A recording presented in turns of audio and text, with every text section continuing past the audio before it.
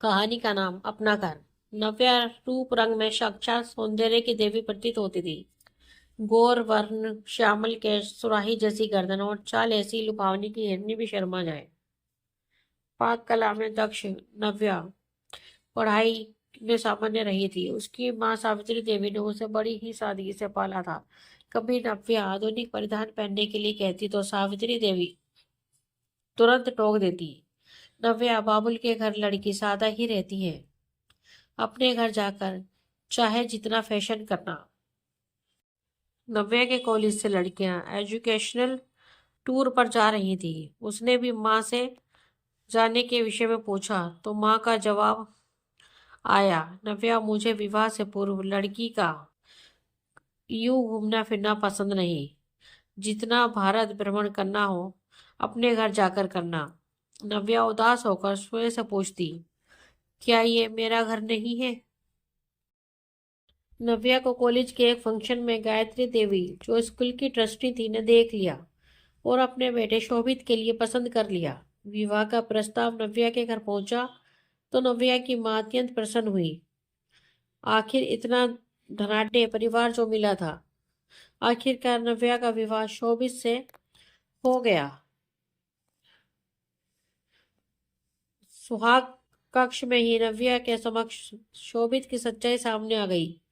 वह मदिरा पान, अफीम, चरस आदि का सेवन करता था और फिर पशुवत आचरण करता था।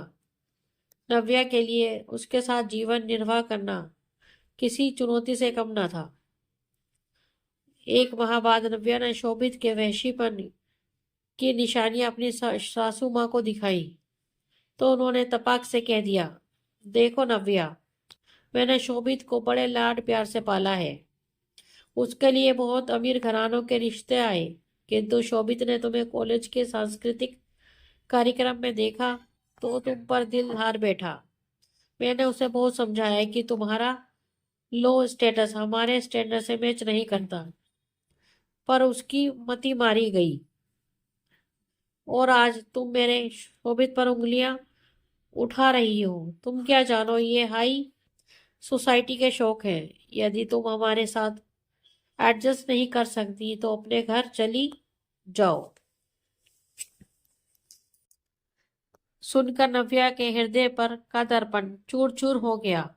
एक वाक्य जो उसके कानों में चुभने लगा वह था, अपने घर चली जाओ। क्या यही इस समस्या का समाधान है? मायके में बेटियों को यह कहकर बड़ा किया जाता है कि अपने घर जाकर अपने सारे अरमान पूरे करना, और फिर ससुराल से यह कहकर दुत्कारा जाता है कि अपने घर चली जाओ। आखिर एक लड़की का घर कौन सा होता है? मायका जहां उसे ससुराल की अमानत समझकर बड़ा किया जाता है, या ससुराल जहां उसे हर क्षण परायेपन का एहसास कराया जाता है? दोस्तों, आपको हमारी ये कहानी कैसी लगी प्लीज कमेंट में हमें जरूर बताएं। अगर कहानी आपको अच्छी लगी हो तो अपने दोस्तों के साथ शेयर करें और हमारे चैनल को लाइक एंड सब्सक्राइब करना ना भूलें। धन्यवाद।